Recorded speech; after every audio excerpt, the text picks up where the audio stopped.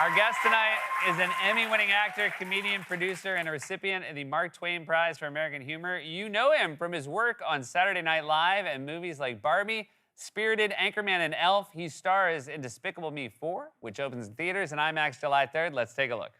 Oh, well, well, well. Look who it is. If it isn't Gruser the Loser. Well, if it isn't Maxime Lamal, you look... Magnificent? Yes, I know. What did you think, huh? I was going to look like a bald loser with a dad bod? Oops! Looks like you beat me to it, no? Well,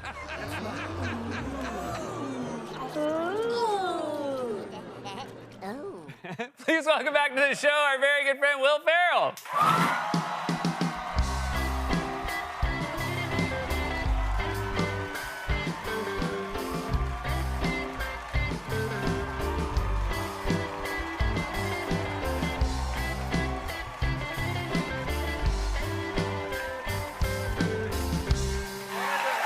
The Blue Sweater Boys. Come on! The Blue Sweater Boys. Blue Sweater Boys are back.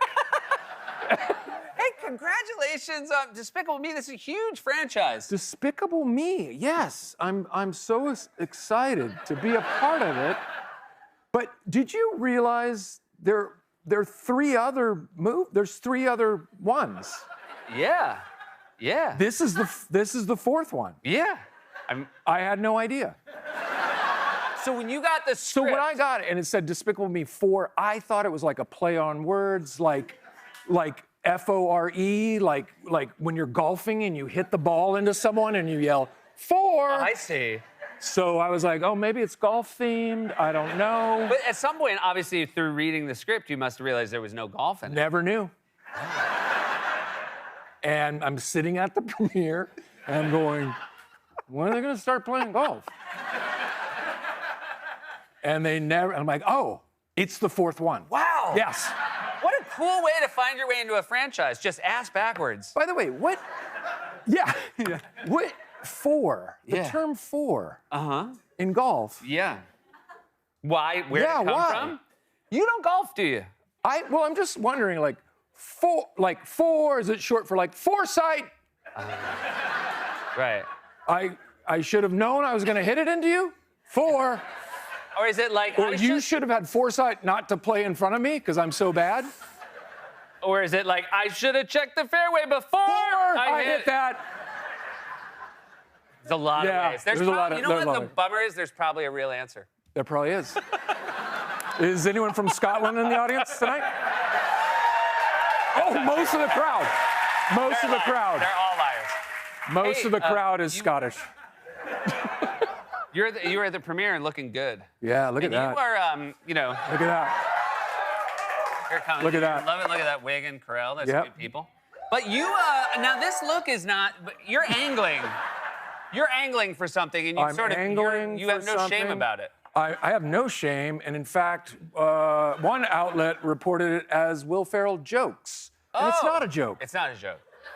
I'm angling for Sexiest Man of the Year, People Yeah, Magazine. People Sexiest Magazine. Magazine. And I'm getting the campaign going early. Because it's for next year. It's for next year. Next When year, did they or- name it? Do you know? I have no idea. Well, I should know. You're off to a hot start. I have to be one of the leading vote getters as of right now with that pose. You're a Kings fan. I am. And LA Kings fan, they're hockey. LA They Kings did not. hockey. They made it to the playoffs. They lost in the first round. To Edmonton, Who's in the finals. Who's in the finals? Yeah. So you know. You had the LA Kings goalie, Yes. Cam. Talbot. You realized at a game Yeah. that his hockey mask, and I'm as surprised as I imagine Yes. you were. I looked at his mask It's Ron Burgundy. and realized, and we go to a fair amount of games. I remember thinking, oh, that's just a one-off. That's Yeah. just for fun. And like, no, it's his go-to mask. His go-to mask. But why has Ron Burgundy inspire you to play good hockey? Yeah. You tried to talk to him about it, I but tried to during a talk to him. game. I tried to talk to him during a game. Which is maybe not the best time. And you're a big guy. You're a famous guy. I would assume yeah. usually when you want to talk to somebody, that's not the problem. But this was a problem. This was a problem. So here you are trying to Get his attention. And he would not he was too focused. I mean, this is a guy who like showed up to Black Friday on Saturday. He's so mad. By the way, it doesn't help that I'm wearing a hockey jersey from an obscure team in Sweden. Yeah. This is a Swedish hockey jersey. By the way, that probably looks as weird to him as the Ron Burgundy helmet looked to you. 100%. Yeah. But the team in Sweden was freaking out. They Oh. were like, "Oh, is Will Ferrell a brand new fan?" I mean, fair question to Fair ask. question to ask. I'm wearing the jersey. 5,000 miles away. I was lucky enough to have a very small part, a scene in this wonderful documentary that's coming out, I believe, in September, in the fall.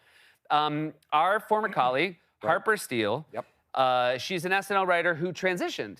Yeah, And at age 59. At age 59, Yeah. and you and she just did a documentary called Will and Harper, Yeah, where yeah. you started in New York and you drove across the We country. took 17 days, started here in New York, actually roamed the halls right here at SNL, and on the 8th floor here. Had a lovely dinner with you and Tina. Paula Pell, and Tim Paula Meadows. Pell, Tim Meadows.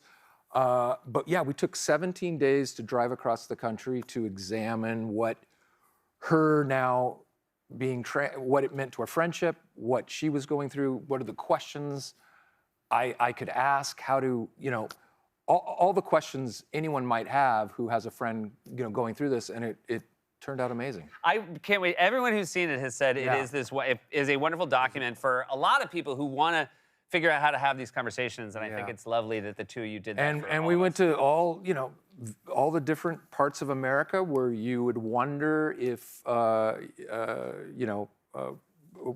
if that discussion, people are up for that discussion. And the good news is they are. That's and, wonderful. And we had the best time, and thank you for being a Oh part my God, of it. it was such an Yeah. honor, and thank you, Yeah. thank you for what we're about And to we'll do. be back. We'll be back.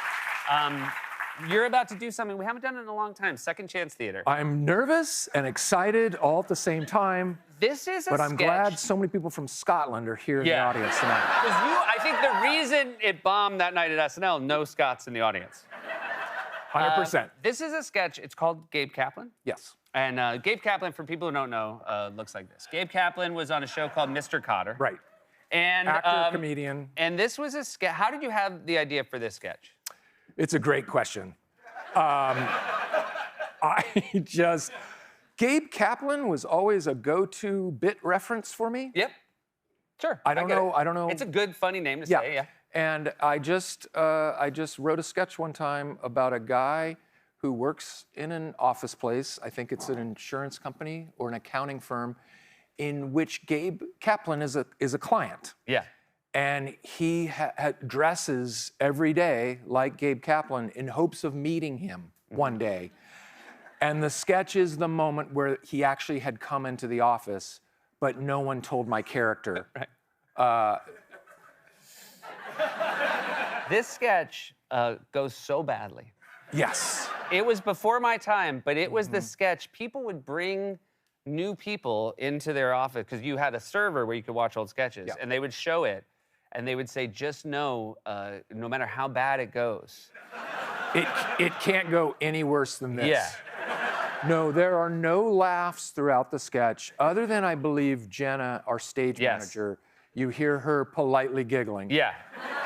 And then there's a moment where Molly Shannon starts to break, and not because other than just the sheer terror and how badly it's going. Yeah. And but we commit throughout. Nobody breaks. Nobody breaks. And there is because there's this turn where you realize a guy dressed like Gabe Kaplan is mad nobody got him. Yeah. And the turn gets no laughs. The turn gets no laughs. None of it gets laughs. There's nary a peep. Yeah. Yeah.